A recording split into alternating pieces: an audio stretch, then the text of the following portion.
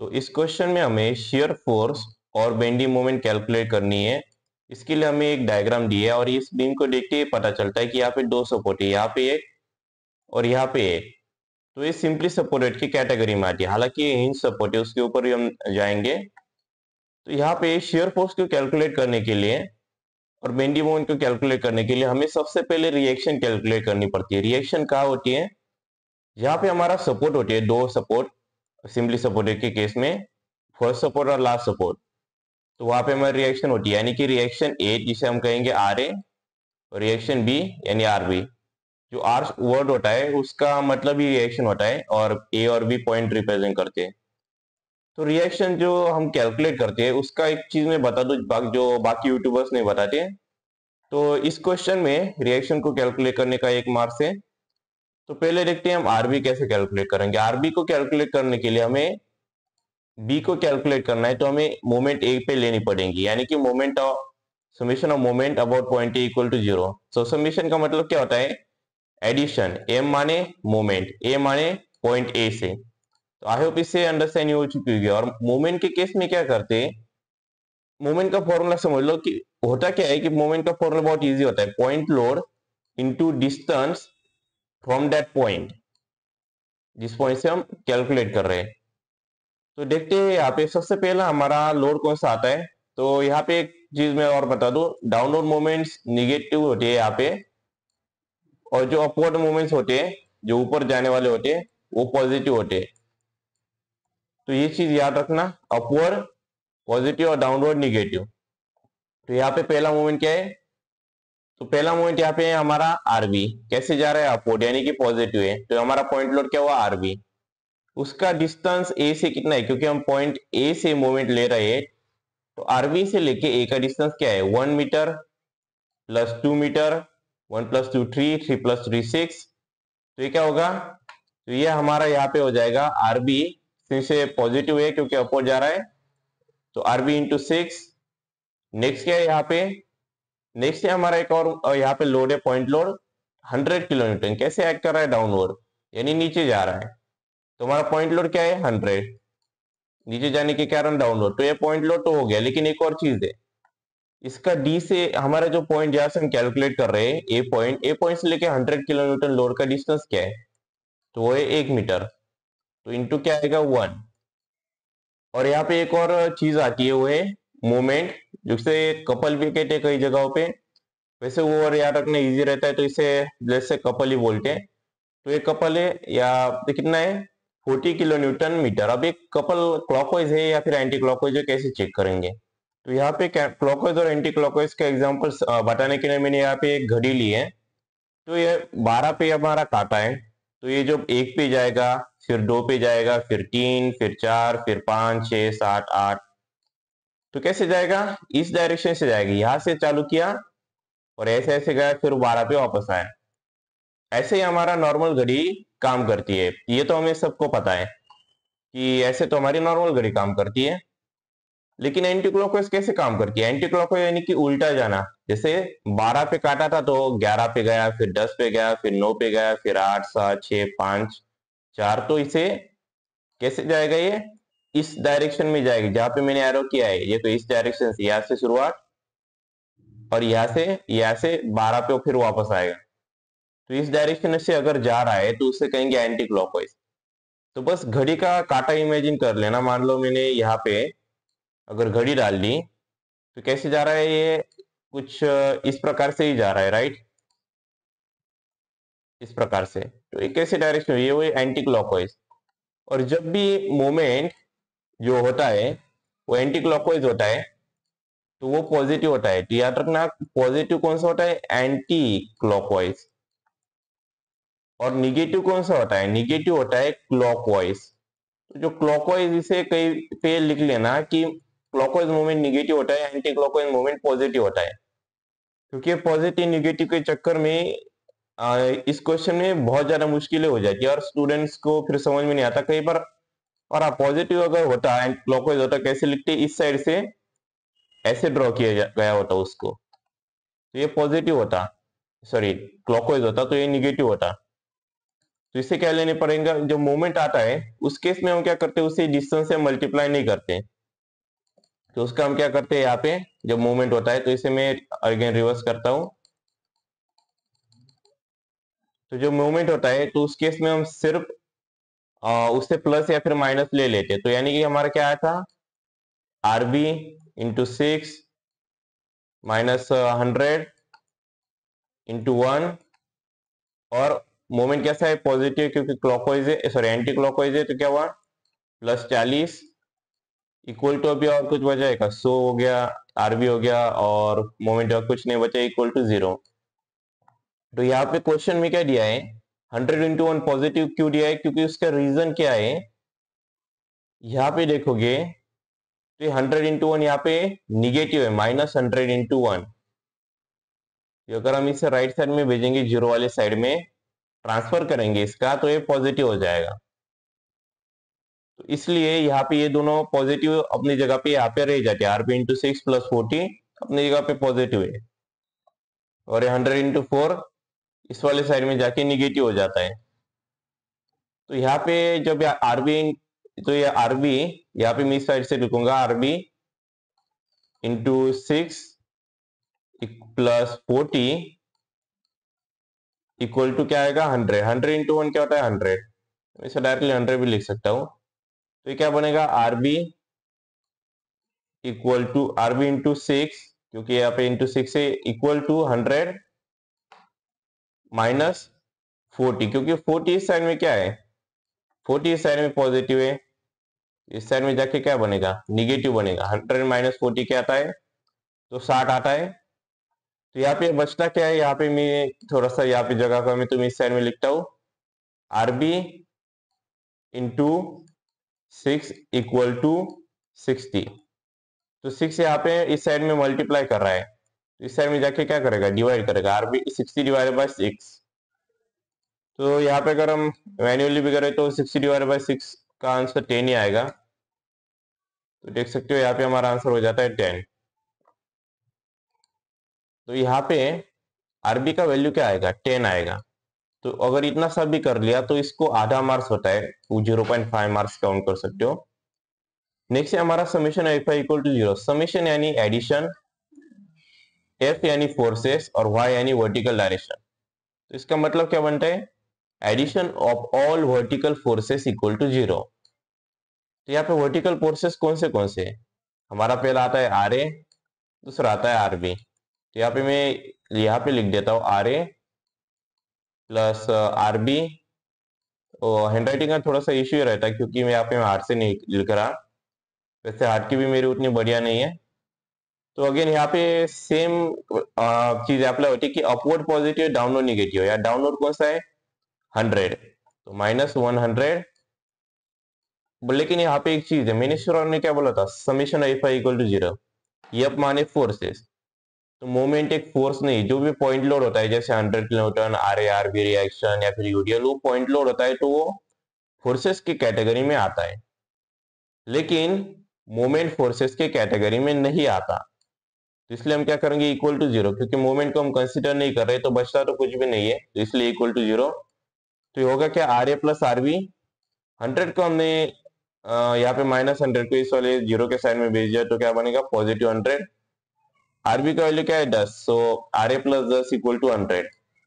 तो यहाँ पे 10 अगर पॉजिटिव है, तो अगर इसे 100 के साइड में भेज दू तो क्या होगा, निगेटिव होगा। 100 में से 10 गए कितने, 90। तो इससे हमें आर ए मिल जाता है, और इसी के साथ हमारा रिएक्शन कैलकुलेशन कंप्लीट होता है। अब नेक्स्ट क्या है हमारा, शेयर फोर्स कैलकुलेशन। अभी शेयर फोर्स कैलकुलेशन थोड़ा सा टफ जा सकता है जिनको आदत नहीं है, तो पिछले वाले वीडियो भी थोड़े से देख लेना।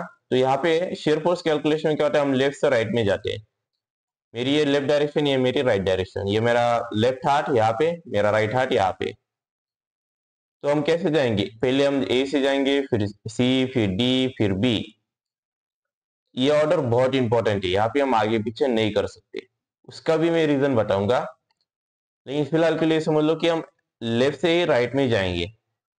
और इसमें क्या होगा, पहला पॉइंट कौन सा होगा, फिर शुरुआत में तो ए ही आएगा, और ए का भी हम लेफ्ट साइड और राइट साइड लेंगे। तो यहाँ पे मैं एक इमेजिनरी लाइन यहाँ पे ड्रॉ करूंगा, ये लेफ्ट का होगा, ए का हुआ लेफ्ट साइड, ए का हुआ राइट साइड। यहाँ पे जो सी एल सी आर है, तो इस एल का मतलब लेफ्ट है और आर का मतलब राइट है। तो ए एल क्या है, ए का लेफ्ट साइड। तो ए को अगर मैं हाफ में डिवाइड कर दूं इस वाले साइड से, इमेजिनरी लाइन है, तो लेफ्ट साइड में तो कुछ भी नहीं आता। तो ए एल क्या हुआ हमारा, ए एल हमारा हुआ 0। ए का राइट साइड में मुझे क्या दिख रहा है, मुझे दिख रहा है आर ए। आर ए का वैल्यू क्या है, 90।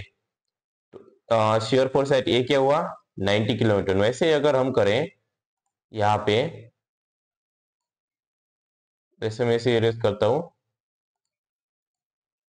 सी का करे, पॉइंट सी का, तो सी के केस में मैंने क्या बोला था, लेफ्ट से राइट जा रहे हैं, तो हमें स्पेन कौन सा कंसिडर करना पड़ेगा, ए से लेके बी का। बाकी सी डी और डी बी तो अभी तक आए नहीं, क्योंकि हम अभी ए से सी तक जा रहे हैं, सी से डी तक हम नहीं पहुंचे। तो हमें क्या करना पड़ेगा, ए से लेके सी के बीच में एक इमेजिनरी लाइन ड्रॉ करनी पड़ेगी, अप्रोक्सीमेटली सेंटर पे समझ लो। तो एक साइड उसकी लेफ्ट साइड हो जाएगी, अपना लेफ्ट हाथ, एक उसकी राइट साइड हो जाएगी, उसका राइट हाथ, मतलब अपना राइट हाथ। तो यहाँ पे हम क्या करेंगे, सी एल, पहले सी एल कैलकुलेट करेंगे, क्योंकि कि हम लेफ्ट से राइट जा रहे हैं ना, तो पहले लेफ्ट से राइट में पहले कौन आएगा, लेफ्ट आएगा। ये ऑर्डर बहुत इंपॉर्टेंट होती है। और सी एल में मुझे यहाँ पे क्या दिख रहा है, मुझे यहाँ पे दिख रहा है ए आर की वैल्यू जो मैंने अभी कैलकुलेट की थी, बस वही एक दिख रही है। तो सी एल में वैल्यू क्या आएगी, पॉजिटिव 90। पॉजिटिव क्योंकि शेयर फोर्स में, मोमेंट में, रिएक्शन में, बेंडी मोमेंट के केस में, मैक्सिमम बेंडी मोमेंट के केस में, सब में फॉर्मूला सेम रहता है, अपवर्ड पॉजिटिव, डाउनवर्ड निगेटिव। इसको कई लोग क्या करते हैं, उल्टा कर देते हैं, अपवर्ड को पॉजिटिव किया, डाउनवर्ड को निगेटिव किया, क्यों, जो कि ठीक है, कोई इश्यू उतना नहीं आता उसमें। लेकिन अगर वैसा कर रहे हो तो फिर पूरे इक्वेशन को ये वैसा कर दो, ऐसा नहीं कि रिएक्शन के केस में वैसा किया और शेयर फोर्स में कुछ अलग किया, फिर कंफ्यूजन बहुत हो जाता है। तो अगर किसी को ऐसा उल्टा भी करना है, उल्टा साइन कन्वेंशन, तो पूरे इक्वेशन को ही उल्टा कर दो, फिर उससे भी प्रॉब्लम नहीं होती। लेकिन मैं ये रिकमेंड करता हूँ यही साइन कन्वेंशन यूज करो, क्योंकि ज्यादातर स्कूल कॉलेजेस में, कॉलेज कहूंगा, कॉलेज और यूनिवर्सिटीज में यही साइन कन्वेंशन यूज होता है। तो सीएल के केस में हमें यहाँ पे क्या दिख रहा है, हमें सिर्फ एक ही दिख रहा है, यहाँ पे ए आर ही दिख रहा है। तो हम यहाँ पे डालेंगे ए आर की वैल्यू जो थे वो हम यहाँ पे डालेंगे। नेक्स्ट क्या हमारा सी आर। सी आर के केस में मुझे क्या दिख रहा है, सी आर के केस में यहाँ पे मुझे दिख रहा है सी एल, जो पहले कैलकुलेट किया होता है वो ऐसे कैरी फॉरवर्ड होता है नेक्स्ट वाले पे। तो सी एल की वैल्यू क्या थी, पॉजिटिव 90। और एक और पॉइंट मुझे दिख रहा है, 100 किलो न्यूटन लोड कैसे ऐड कर रहा है, डाउनलोड। तो 100 में 90 में से 100, 90 माइनस 100 मुझे लिखना पड़ेगा, वैल्यू क्या आएगी, -10। तो सी आर की वैल्यू क्या होगी, -10। इसमें थोड़ा सा नीचे करता हूं अभी। नेक्स्ट क्या है, अभी हमारा पॉइंट हमारा डी नहीं आएगा, उसका रीजन क्या है, जिस पॉइंट पे मोमेंट आता है तो मोमेंट शेयर फोर्स के कैलकुलेशन में कंसीडर नहीं होता। तो अगर मोमेंट कंसीडर नहीं होगा तो डी के ऊपर अगर कोई पॉइंट ही नहीं है तो उसे हम कंसीडर ही नहीं कर सकते पॉइंट डी को, इसलिए हम छोड़ रहे हैं यहाँ पे। बस शेयर फोर्स के केस में बेंडिंग मोमेंट में कंसीडर होता है, तो याद रखना। तो हम यहाँ पे डायरेक्टली जाते हैं पॉइंट बी के ऊपर। पॉइंट बी में मैं यहाँ पे इसे इमेजिनरी लाइन से डिवाइड कर रहा हूँ, लेफ्ट साइड अलग और राइट साइड अलग। लेफ्ट साइड के, बी के लेफ्ट साइड में मुझे क्या दिख रहा है, तो यहाँ पे 100 का ऑलरेडी हमने यूज कर चुका है, हम कर चुके हैं सी आर के कैलकुलेशन में। तो यहाँ पे मुझे सिर्फ एक ही वैल्यू दिखेगी, सी आर, क्योंकि सी आर का कैलकुलेशन जब हम कर रहे थे तब हमें 100 का यूज तो किया ही था, तो हम 100 को यहाँ पे नहीं ले सकते। तो सी आर की वैल्यू क्या थी, -10। और कुछ लोड तो नहीं है, मोमेंट हम कंसिडर नहीं कर रहे हैं। तो बी एल की वैल्यू क्या है, बी का लेफ्ट साइड की वैल्यू बी एल -10। और यहाँ पे हमारा बी का राइट साइड में मुझे क्या दिख रहा है, बी के राइट साइड में मुझे यहाँ पे दिख रहा है आर बी, ये तो मुझे दिख ही रहा है, लेकिन एक और है बी एल। बी एल कैसे ऐड कर रहा है, निगेटिव, यानी क्या हुआ, डाउनलोड हुआ। तो मुझे यहाँ पे दिख रहा है बी एल। बी एल का वैल्यू क्या है, -10। आर बी का वैल्यू क्या है, +10। तो -10 +10 क्या होती है, 0। और यही एक चेक भी होता है कि शेयर फोर्स के कैलकुलेशन में जो लास्ट पॉइंट आता है, आखिरी पॉइंट, उसकी वैल्यू 0 होनी चाहिए, यानी बी आर की वैल्यू 0 होनी चाहिए। अगर वो जीरो नहीं आती है, माइनस लेट्स से 0.001 आती है, कोई इशू नहीं। अगर वो वैल्यू एक से कम आती है, एक भी एक आया तो भी नहीं चलेगा, एक से कम आती है, तो इसका मतलब हमारा कैलकुलेशन करेक्ट है। कई बार क्या होता है, हमने फ्रैक्शन में थोड़ा सा इधर उधर कर दिया तो वैल्यू अलग अलग हो जाती है, और ऐसा हुआ भी है, और इससे कोई उतना फर्क नहीं पड़ता। लेकिन वैल्यू एक से कम ही होनी चाहिए, फ्रैक्शन में 0 पॉइंट समथिंग हुआ तो कोई इशू नहीं। तो आगे हम बढ़ते हैं यहाँ पे। नेक्स्ट है हमारा बेंडी मोमेंट कैलकुलेशन। और हाँ, शियर फोर्स कैलकुलेशन जो हमने यहाँ तक किया उसे कुल मिला के 1 मार्क्स होता है, तो अभी हमारे कितने हुए, 2 मार्क्स हुए। नेक्स्ट है हमारा बेंडी मोमेंट का कैलकुलेशन करना। बेंडी मोमेंट कैलकुलेशन में एक चीज इंपॉर्टेंट है कि जो शियर फोर्स होता, सॉरी सिंपली सपोर्टेड बीम होता है, उसके केस में जो सिंपली सपोर्ट होती है, यानी कि शुरुआत का ए सपोर्ट और आखिर का हमारे यहाँ पे आ रहा है बी सपोर्ट, इनकी वैल्यू 0 होती है। उसका भी रीजन है कि बेंडी मोमेंट जो होती है सिंपली सपोर्टेड के केस में, उसके जो दो सपोर्ट होते हैं, सिंपली सपोर्ट शुरुआत का और आखिर का, उसमें 0 होती है, तो हमारा ए और बी क्या होता है, 0 होता है। तो बचता क्या है, सी और डी। तो पहले हम यहाँ पे पॉइंट सी देख लेते हैं। पॉइंट सी में क्या आएगा, यहाँ पे मैं इसी का यूज करता हूँ क्योंकि फिर ऊपर नीचे करते रहना पड़ता है। सी के केस में मैं सी के ऊपर एग्जैक्ट सी के ऊपर लाइन ड्रॉ करता हूँ, और इस लाइन की या तो मैं लेफ्ट साइड से कैलकुलेशन कर सकता हूँ, लेफ्ट साइड, या फिर इसके राइट साइड से कर सकता हूँ। अगर मैं राइट साइड से करूंगा तो मैं लेफ्ट साइड का यूज नहीं कर सकता, अगर लेफ्ट साइड से करूंगा तो राइट साइड का नहीं कर सकता। इसमें कोई सा भी साइड सिलेक्ट कर लो, दोनों से आंसर सेम ही आएगा, वो भी मैं बताऊंगा कैसे आएगा। तो पहले हम देखते हैं कि अगर मैंने लेफ्ट साइड लिया तो राइट साइड का मुझे कुछ भी नहीं दिखना, तो मैं इसे इरेज करता हूँ। राइट लेफ्ट साइड में क्या है, आर ए है। थोड़ा बेंडी मोमेंट के केस में फॉर्मूला क्या होता है, फॉर्मूला होता है point load into distance from that point, जिस पॉइंट से हम कैलकुलेट कर रहे हैं उस पॉइंट से लेके उस लोड का डिस्टेंस, तो ये उसका फॉर्मूला होता है। तो आर ए है हमारा, कितना आया था, आर ए का वैल्यू आया था हमारा 90। ठीक है, हमारा 90 वैल्यू आया था आर ए का। तो आर ए का यहाँ पे ए से डिस्टेंस कितना है, तो आर ए से ए से डिस्टेंस है यहाँ पे 1 मीटर है, यहाँ दिख रहा है 1 मीटर। तो क्या होगा, 90 इंटू 1 कैसे होगा, पॉजिटिव, तो हमारा आता है 90 into 1 equal to 90 kilo newton. उसी जगह पे अगर मैं मान लो इसका कैलकुलेशन राइट साइड से करता, तो क्या होता है यहाँ पे, तो यहाँ पे हमारा आता आरबी, कैसे, पॉजिटिव, आरबी की वैल्यू क्या थी, पॉजिटिव 10 थी, इंटू आरबी का आर ए से लेके डिस्टेंस क्या है, 2 मीटर प्लस 3 मीटर 5। तो यहाँ पे क्या आएगा, पॉजिटिव आएगा क्योंकि अपोर जा रहा है प्लस। जैसे मैंने बोला था मोमेंट भी कंसीडर होता है, बेंडी मोमेंट के केस में मोमेंट कंसीडर होता है। यहाँ पे कैसे जा रहा है, एंटी क्लॉकवाइज, एंटी क्लॉकवाइज यानी पॉजिटिव। तो क्या आएगा, 10 इंटू 5 अगर करोगे तो 50 हो जाता है, 50 प्लस 40 90। तो अगेन सेम आंसर हमारा यहाँ पे आ जाता है। तो हम लेफ्ट से ले या फिर राइट से ले, एक ही बात होती है। तो मैं ये रिकमेंड करता हूँ जहां से इजी दिख रहा है, जहां पे स्पैन छोटा दिख रहा है, अभी मुझे कहा छोटा दिख रहा है यहाँ पे, तो उस साइड से कर लेना। और रही बात की फिर 100 किलोमीटर के लोड का क्या हुआ, तो ये एक्चुअल में इसकी रियलिटी एक है कि बहुत से लोगों का क्वेश्चन है फिर 100 किलोमीटर लोड का क्या हुआ, जो कि हमारे सी के ऊपर आ रहा है। तो इसका रियलिटी में बता देता हूँ। हमने अगर मान लो ये लेफ्ट में भी कंसिडर होता है, राइट में भी कंसिडर होता है, ऐसा नहीं कि किसी में नहीं होता।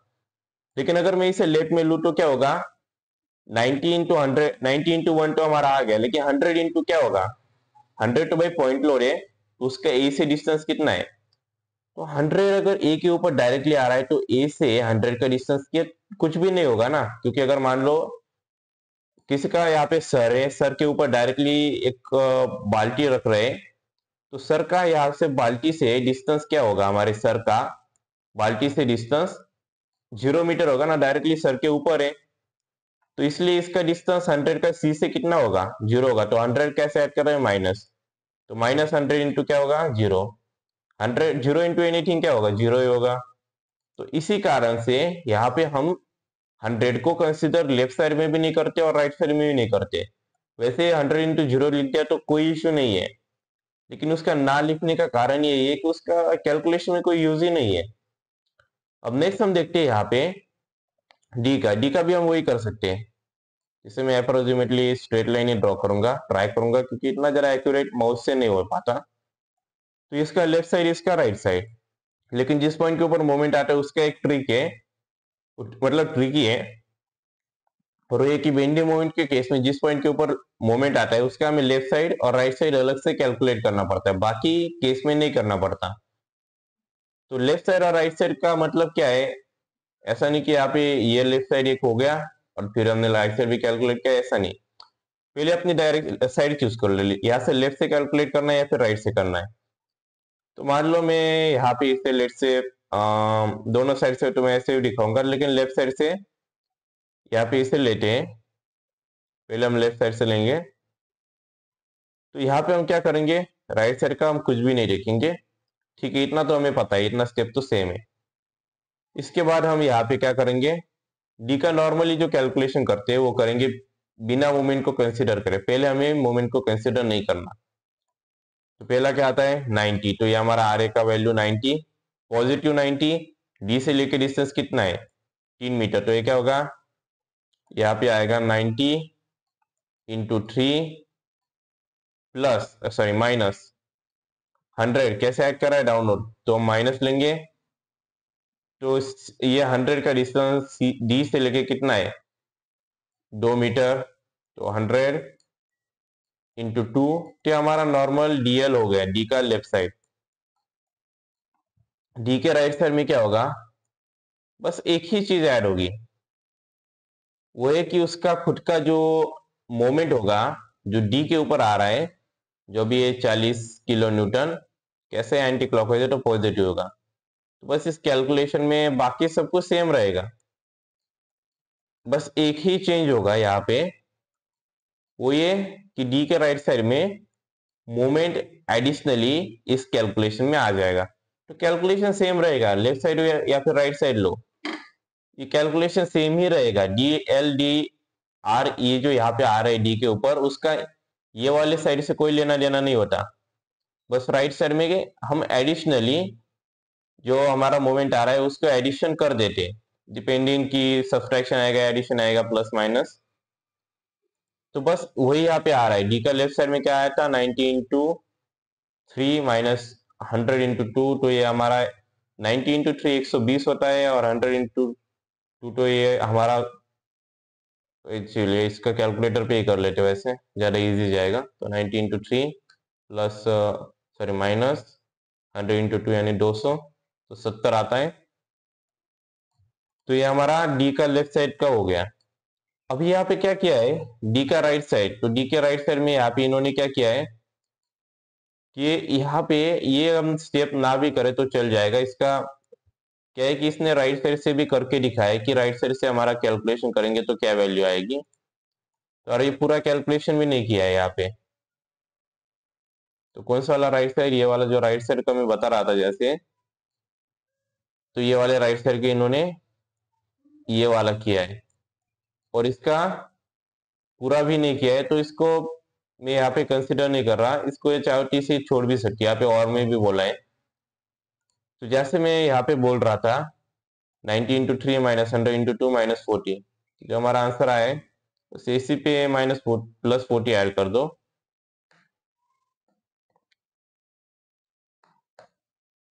और यहाँ पे एक चीज मैं बताना भूल गया कि जब हम लेफ्ट साइड को कंसिडर करते हैं उस केस में जो एंटी क्लॉकवाइज है बेंडी मूवमेंट के लिए सिर्फ यहाँ पे एप्लीकेबल है, वो हमारा निगेटिव हो जाता है।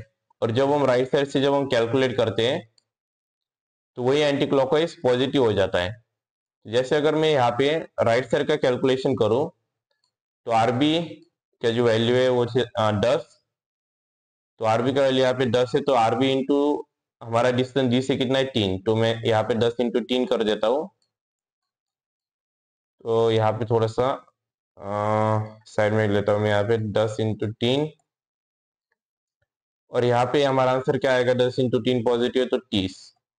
तो ये लेफ्ट साइड का हो गया, हो जाएगा हमारे, फिर कह लो राइट साइड का हो जाएगा क्योंकि हम राइट से कर रहे हैं। और फिर डी एल यानी डी का लेफ्ट साइड में क्या आएगा, तो आएगा 10 इंटू 3 और यहाँ पे प्लस 40, तो यहाँ पे +40 करेंगे क्या आएगा, 70 आएगा। तो ऐसे क्रॉस वेरिफिकेशन भी इसका कर सकते हो, क्योंकि यहाँ पे पहले जो मैंने यहाँ पे लिया था उस केस में, जैसे लेफ्ट में लिया था तो उसमें लेफ्ट में हमने मोमेंट को क्या ऐड नहीं किया, क्योंकि लेफ्ट में जो यहाँ पे लेफ्ट का ले रहे हैं तो लेफ्ट यहाँ तक आता है। तो यहाँ तक आने के कारण क्या होगा कि जब हम लेफ्ट का लेते हैं, जैसे लेफ्ट डायरेक्शन का पे मैं बोल रहा हूँ, तो इस केस में डीएल जो आएगा उसमें मोमेंट नहीं आएगा, क्योंकि मोमेंट थोड़ा सा यहाँ देखोगे तो थोड़ा सा ये आगे चला जाता है। यहाँ पे अगर मैं इसे इरेज करूं और एक लाइन ड्रॉ करूं तो ये इसके थोड़ा सा आगे जाता है। तो इसी कारण से लेफ्ट डायरेक्शन डीएल जब हम कैलकुलेट करते हैं तो उसमें मोमेंट को नहीं लेते, लेकिन उसका वो थोड़ा सा, क्योंकि थोड़ा सा वो राइट साइड में जा रहा होता है, तो इसलिए हम उसे डीआर में कैलकुलेट करते हैं। लेकिन यहाँ पे जब हम राइट में कैलकुलेशन करते हैं तो क्या होता है कि ये मोमेंट वहां से यहाँ पे आ जाता है फिर, इसलिए जब हम कैलकुलेशन करते हैं यहाँ पे तो डीआर के केस में जब हम राइट साइड लेते हैं तो डीआर के केस में हम उस मोमेंट को नहीं लेते, लेकिन डीएल के केस में लेते हैं, क्योंकि वो लेफ्ट में फिर स्विच हो जाता है। तो लेफ्ट में जाओ तो राइट में चला जाता है, राइट में जाओ तो लेफ्ट में चला जाता है। तो ये कौन सी भी डायरेक्शन से हम करें आंसर हमारा सेम ही आता है। और हाँ, ये पेंडी मोमेंट जो हमने कैलकुलेशन किया उसको 2 मार्क्स है, तो यहाँ पे टोटली 6 मार्क्स का क्वेश्चन है, तो 2 मार्क्स जो है हमारे फिगर को है। तो इसलिए फिगर ड्रॉ करना बहुत इंपॉर्टेंट है, क्योंकि 33 to 50% मार्क्स जो है, जो मैंने ऑब्जर्व किया है, वो सिर्फ फिगर को ही होते हैं।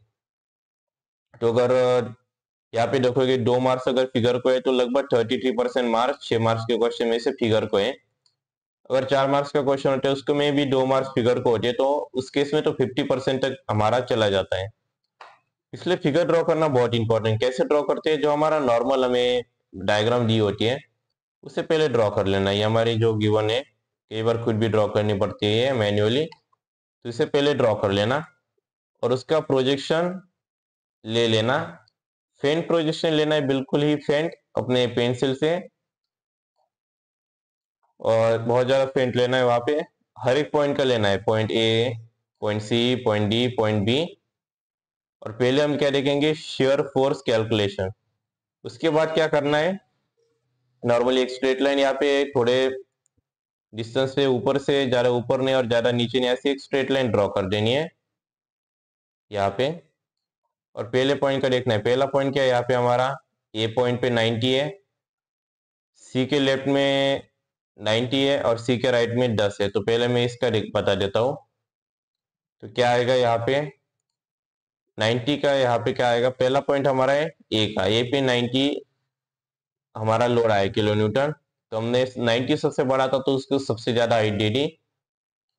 और अगर यूडीएल नहीं होता तो इसे स्ट्रेट लाइन से कनेक्ट करते। अगर यूडीएल आता है कहीं पे तो मैंने जैसे पिछले वीडियोस में बताया था, इंक्लाइन लाइन से कनेक्ट करते हैं। तो हमने स्ट्रेट लाइन से इसे कनेक्ट कर दिया। नेक्स्ट क्या हमारा 10, लेकिन कैसा था, माइनस था। माइनस 10 आने के कारण क्या होता है कि यहाँ पे हमने जो स्ट्रेट लाइन ड्रॉ की है, थोड़ा सा स्ट्रेट करने का मैंने ट्राई भी किया था, तो उसके ऊपर जो है पॉजिटिव वैल्यूज को ऊपर लिखते हैं, निगेटिव वैल्यूज के नीचे लिखते हैं। 10 क्या है हमारा, -10 है। कैसे लिखेंगे, नीचे लिखेंगे। तो हमने इसे नीचे तक लाइन ले ली यहाँ तक।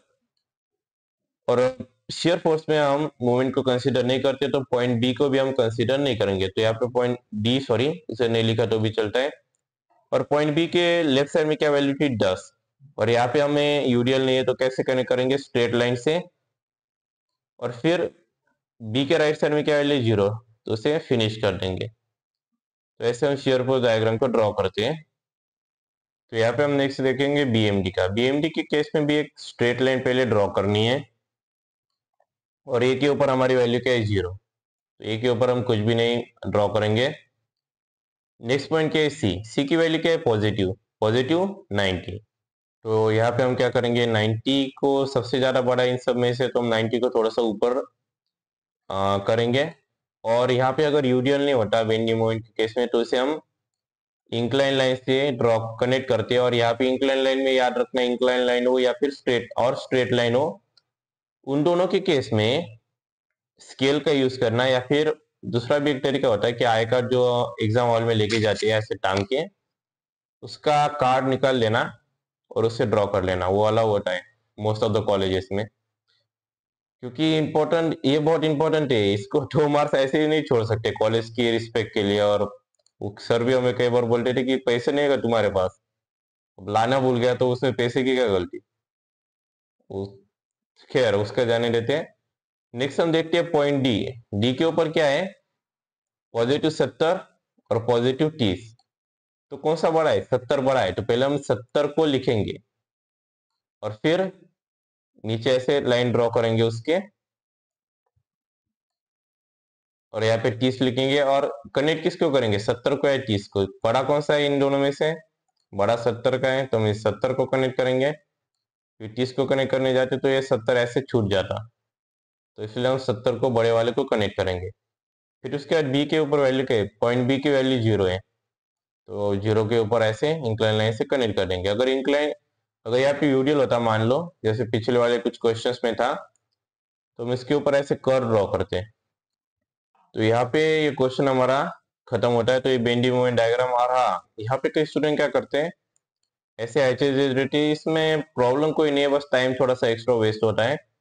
एचएस देने से बढ़िया है कि जो ऊपर जाता है उसे पॉजिटिव, और जो नीचे जाता है उसमें अंदर ऐसे निगेटिव शेप के अंदर साइन दे देना, पॉजिटिव निगेटिव का, ये ज्यादा बढ़िया ऑप्शन होता है।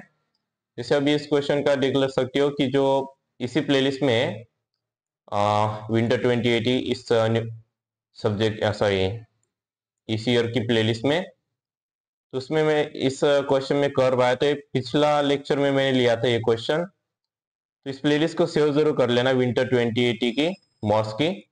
रही बात विंटर 2090 और समर 2090, उन दोनों क्वेश्चन पेपर के सारे न्यूमेरिकल जो है वो मैंने लिए, जो भी न्यूमेरिकल क्वेश्चन है। तो इसके लगभग अभी 5 क्वेश्चन बचे पड़े हैं, तो आगे आने वाले लेक्चर्स में हम उसे कवर करने वाले हैं।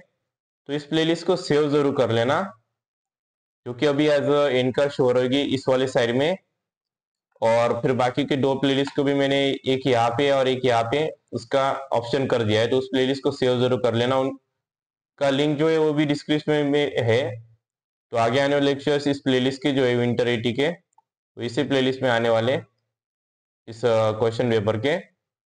और पिछले भी बहुत सारे कवर हो चुके हैं, तो देख सकते जिनके ऊपर टिक मार्क है वो सभी मैंने कवर किए हैं, और सिर्फ न्यूमेरिकली लिए, थियरी नहीं लिए। तो इसे सेव जरूर कर लेना। और हाँ, एक और चीज, जाते जाते चैनल को सब्सक्राइब, वीडियो को लाइक, और अपने कॉलेज के व्हाट्सएप ग्रुप पे और अपने दोस्तों के साथ इस वीडियो को शेयर जरूर कर देना।